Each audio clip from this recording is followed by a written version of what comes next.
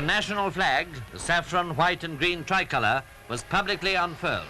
For the rest, it was crowds, crowds, crowds, all rejoicing over... Pada masa perjuangan kemerdekaan, tokoh nasional India, Mahatma Gandhi, menyerukan persamaan hak bagi perempuan. Tugas pertama India sebagai negara adalah menyelesaikan konstitusi kepada masyarakat tanpa ada perbedaan atas dasar jenis kelamin. Seruan tersebut sampai saat ini belum terwujud, pelanggaran hak terhadap perempuan masih terus terjadi. Penyebabnya adalah telah mengakarnya tradisi dan budaya di India, serta mengagungkan laki-laki dan menomorduakan perempuan dalam sistem sosial mereka. India adalah negara yang berbahaya bagi perempuan. Perempuan di India harus ekstra waspada saat berada di tempat umum, seperti pasar, tempat kerja, dan jalan raya.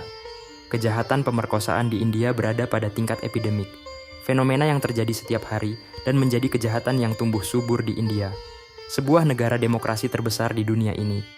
Sebagai contoh, kasus Nirbhaya, pemerkosaan berkelompok dan pembunuhan seorang pelajar, pada tahun 2012, korban diperkosa secara berkelompok di dalam bis dan dibunuh secara keji oleh 4 orang pelaku. Awal 2024 lalu, turis asal Spanyol sekaligus seorang vlogger. Dia diperkosa 7 orang saat bersama suaminya bermalam di tenda karena tidak menemukan hotel. Dan kasus terbaru, berikut kisahnya adalah pemerkosaan dokter muda Moumita Debnath.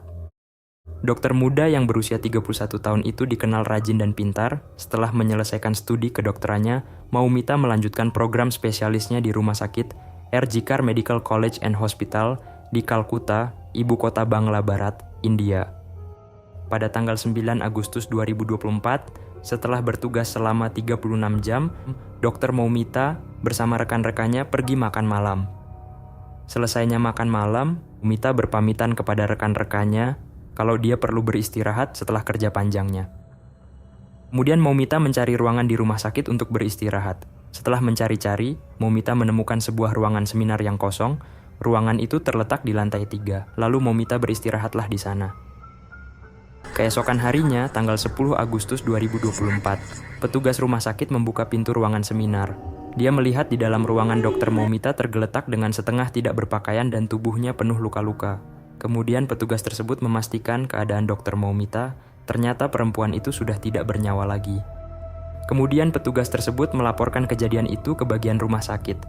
Asisten rumah sakit yang mendengar laporan dari petugas langsung menelpon keluarga Dr. Moumita dan mengatakan kalau Dr. Moumita ditemukan sudah tidak bernyawa akibat bunuh diri. Mendengar kabar tersebut, keluarga Moumita kaget dan panik. Mereka bergegas menuju rumah sakit.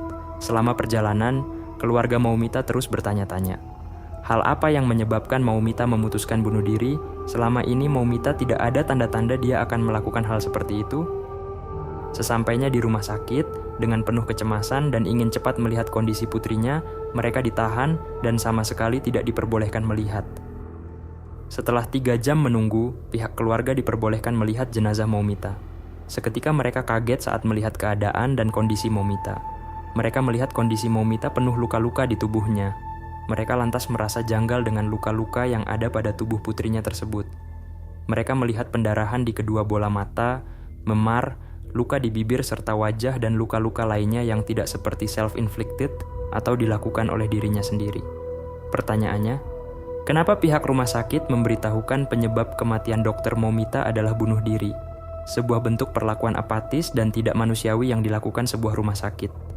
Keluarga yang dalam keadaan hancur dibuat bingung dan menunggu selama 3 jam, hanya untuk mendengar kabar putrinya meninggal bunuh diri dalam keadaan penuh luka dan telanjang. Dari banyaknya keterangan yang inkonsisten, akhirnya pihak keluarga mendorong dan memaksa untuk dilakukannya otopsi.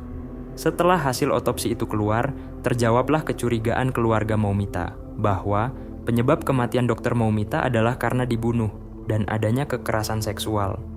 Hasil otopsi menunjukkan terdapat luka yang serius dan pendarahan di kedua bola mata dikarenakan pecahan lensa. Kacamata menekan bola mata. Terdapat memar di bibir, luka di wajah, kuku dan kaki kirinya patah, leher dan tulang pinggul retak, serta jari manis kanan patah. Kaki yang posisinya tertekuk 90 derajat ke belakang, ditemukan juga ratusan luka cakaran dan gigitan manusia mencapai 113 gigitan. Kematian Moumita diperkirakan terjadi pada pukul 3 sampai 5 pagi pada tanggal 9 Agustus 2024. Dr. Moumita sempat melakukan perlawanan, namun dia tidak berdaya dan menghembuskan nafas terakhirnya. Keluarga Moumita juga mengatakan kalau di tubuh Moumita ditemukan sperma sebanyak 150 mg. Padahal menurut data, rata-rata pria dewasa cairan sperma yang dikeluarkan sekitar 2-6 ml per orang. Namun, terkait laporan adanya sperma 150 mg di tubuh Moumita dibantah oleh pihak otopsi. Mereka menjelaskan mungkin bagian organ genetikal bagian dalam atau internal korban bukan berat cairan apapun. Pada tanggal 12 Agustus, 3 hari setelah kejadian, pihak forensik masih mengumpulkan data dan sampel-sampel yang dapat digunakan untuk mencari jawaban dan pertanyaan tersebut.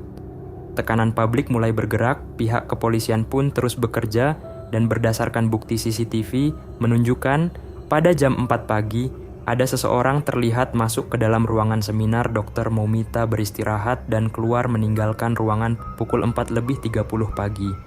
Dan di dalam CCTV, orang tersebut terlihat menggunakan headset Bluetooth di lehernya, di mana sebuah barang bukti headset yang sama ditemukan di dalam ruangan Moumita meninggal saat olah TKP. Tidak berlangsung lama setelah melakukan penyelidikan lebih dalam, polisi berhasil menangkap pria berusia 33 tahun yang bernama Sanjay Roy dengan tuduhan ruda paksa dan penghilangan nyawa Dr. Moumita. Siapakah Sanjay Roy? Sanjay adalah relawan yang tergabung dalam kelompok penanggulangan bencana kepolisian di Kalkuta. Dia tergabung dalam kelompok relawan itu sejak tahun 2019. Belum lama ini dia dipindahkan ke rumah sakit RG Kar di tempat Dr. Moumita bertugas. Terdapat informasi yang mengatakan, sebelum memasuk ke dalam ruangan Dr. Moumita beristirahat, Sanjay malam itu keluar dan minum alkohol bersama kerabat pasien rumah sakit. Banyak informasi-informasi tambahan tentang sosok Sanjay ini. Menurut keterangan dari tetangga dan yang mengenal Sanjay adalah orang yang problematik dan red flag. Dia sudah menikah 4 kali, salah satu istrinya meninggalkan Sanjay karena KDRT, dan istri yang keempat meninggal karena kanker. Dia dikenal kasar terhadap perempuan, dan sudah berkali-kali menjadi pelaku kejahatan. Atas kejahatan ini, Sanjay mengakui perbuatannya bahkan dia menyatakan siap dihukum gantung. Setelah pengakuannya, Sanjay ditahan selama 14 hari. Dari penangkapan dan pengakuan Sanjay, publik masih merasa ada kejanggalan dalam pengusutan kasus ini dan banyak dugaan-dugaan yang muncul, salah satunya adalah Sanjay hanya dijadikan kambing hitam saja. Ibu Sanjay dengan tegas membela anaknya. Menurutnya, Sanjay tidak bersalah, dia hanya dijebak. Ibu Sanjay juga mengatakan anaknya dalam tekanan polisi, sehingga dia mengakui perbuatan tersebut. Kepolisian wilayah Kalkuta dianggap menutup-nutupi kebenaran, tidak hanya pihak keluarga, namun tidak sedikit orang juga yang merasa tidak puas terhadap penyelidikan yang dilakukan oleh pihak kepolisian.